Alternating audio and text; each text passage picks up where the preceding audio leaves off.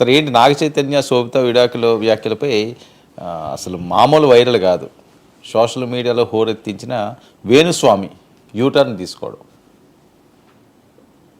అంటే బుద్ధి లేకుండా మాట్లాడిన వాళ్ళు ఎవరైనా కానీ చెంపలు వేసుకోక తప్పదు అని అర్థమవుతుంది. ఇక్కడ జ్యోతిష్యులు లేకపోతే ఏదో కాలజ్ఞానం కలిగిన వాళ్ళు అది ఇది అనేవాళ్ళు ఎంత అజ్ఞానంలో కొట్టుమిట్టాడుతుంటారు. మేకపోతు గాంభీర్యంతో ఏదో ఒకటి చేసి బలహీనమైన మనస్కులను పిరికి వాళ్ళను బెదరగొట్టి దీనివల్ల జరిగే హాని ఎంత అని ఈయన మాటలతో ఏమవుతుందని. కానీ ఎంతమంది మనస్తాపం ఎవరి మీద ఏది పడితే అది మాట్లాడేసి అసలు పెళ్ళి అవుతుంటేనే వీళ్ళు విడాకులు తీసుకుంటారని ఎవడన్నా కనీసం ఆయన ఇది ఉన్నవాడు. ఏదో సామెతే ఉంది మనకు, శుభం పలకరా వెంకన్న అంటే అలివేనికుండ పర్రే అన్నాడని లేదా ఇంకేదో అన్నాడని, ఇలాంటి సామెతలు. నిజంగా పండితులము మా వేదాలు తెలుసు అవి తెలుసు అనేవాళ్ళు మాట్లాడాల్సిన మాట్లాడేవి ఇది ఒకటే కాదు కదా. అవును, ఇప్పుడు జగన్ మళ్ళీ అవుతాడు బల్లగుద్ది చాలా చెప్పాడు, ఇంకెవరో కారు అన్నాడు, అన్ని రెండు తప్పిపోయినాయి. ఇప్పుడు మీరు చెప్పలేదా అంటారు కొంతమంది. రాజకీయంగా మాట్లాడేవాళ్ళు రకరకాలుగా మాట్లాడతారు, అది వేరే విషయం, అవకాశం ఉండొచ్చు. అలా అయితే సర్వేలు కూడా తప్పవుతాయి. కానీ సర్వే వాళ్ళు జ్యోతిష్యాలు చెప్పలేదు కదా. మీరు ఇలా చూసి నాకు నేరుగా దేవుడి దగ్గర నుంచి వస్తుందన్న స్థాయిలో మీరు మాట్లాడి, పైగా ఈయన ఒక రాబిన్హుడ్ జ్యోతిష్యుల్లాగా ఈయన కళ్ళజోళ్ళు, ఈయన కథ, ఈయన బెదిరింపులు చాలా చవకబారుతాను. అంటే జ్యోతిష్యాలు నిజం కాదు అంటే మోదీ గారి హయాంలో వాజ్పేయి హయాంలో కూడా జ్యోతిష్ శాస్త్రాన్ని కూడా విశ్వవిద్యాలయాలు ప్రవేశపెట్టి నమ్మేవాళ్ళని నమ్మమన్నాడు, అది వేరే విషయం. అధికార ముద్ర వేయటము, దాని ద్వారా బెదిరించాలని ప్రయత్నించటము మీరు చూస్తున్నారు కదా. కొంతమందితో క్షుద్ర పూజలు లాంటివి చేయించటము, లేదా మేము చెప్తే జాతకాలు అంటే ఎవరు పవర్ఫుల్ అండి. అంటే నేను అంటున్నాను, ఒకవేళ రాశిగతులను చూసి లేకపోతే వాళ్ళ దీన్ని బట్టి ఇది ఇలా జరుగుతుందని మీరు చెప్పారనుకోండి, మీరు జూబ్లీ హిల్స్లో మీరు హోమం చేస్తే అవన్నీ మారిపోతాయా? అంటే వాళ్ళకంటే మీరు పవర్ఫుల్లా? ఇవన్నీ చాలా తర్క విరుద్ధమైనవి. రెండవది, ఈయన మామూలుగా ఏం తగ్గలేదండి.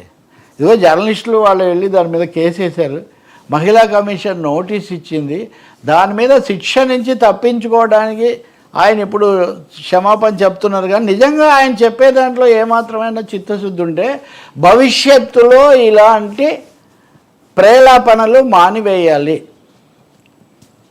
అనవసరమైన సవాళ్ళతో హడలగొట్టడం బెదరగొట్టడం మానేయాలి. అసందర్భమైన అవాంఛనీయమైన వికృతమైన మాటలు మానేయాలి. జ్యోతిష్యాల ముందు నీ జ్యోతిష్యమే నీ భవిష్యత్తే నీకు తెలీదు. తెనాలి రామలింగడి కథ ఉంది కదా, ఒకటి రామలింగడే రాయలు గారు రాస్తానని కొంచెం సవాల్ చేస్తాడు, భూత భవిష్యత్ వర్తమాన కాలాలని చెప్తానంటాడు. తెనాలి రామలింగడు వాడిని ఇలా పైకి లేపుతాడు, వాడైనా నేను కింద పడేస్తానా లేదో చెప్పమంటాడు. వాడు తలకిందులు అయిపోతాడు. ఎందుకనంటే నువ్వు పడేయవు అని చెప్తే తెనాలి రామలింగడు తప్పకుండా పడేస్తాడు, పడేస్తావని చెప్తే గ్యారంటీగా పడేస్తాడు. నువ్వే చెప్పావు కదా పడేస్తావని. సో తెనాలి రామలింగడి కథ ఇలాంటి వాళ్ళు ఒకసారి గుర్తు తెచ్చుకోవాలి. మూడవది పెళ్ళిళ్ళు, అప్పటికే వాళ్ళు కొంత సమస్య అంతకుముందు కూడా చెప్పాడండి. ఏది వాళ్ళిద్దరు విడాకులు తీసుకుంటానని నేను ఎప్పుడో చెప్పాను. ఎలా చెప్పావు స్వామి నువ్వు? వాళ్ళకే తెలియని విషయాలు. అందుకని ఎవరికి వెళ్ళు అన్నీ మీ చేతుల్లోనే ఉంటాయి. ఇంక మిమ్మల్ని రాష్ట్రపతిగానో లేకపోతే ఇంకేదో చేస్తే ఏ సమస్య ఉండదు కదా దేశానికి. ఇంక అన్నీ మీరే ముందే నిర్ణయం చేసేస్తుంటారు కదా. అందుకని వస్తే నా మాయ పోతే నీ కర్మ అనే ఒక సిద్ధాంతం ఉంది. జరిగితే నా గొప్ప, జరగలేదనుకో నీ కర్మ నీ అజ్ఞానం నువ్వు చేయలేదని.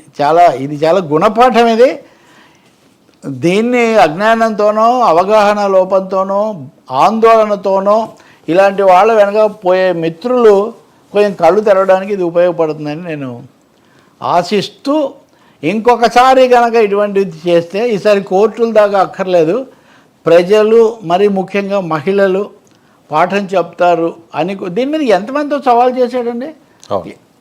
చాలా తప్పండి ఇది.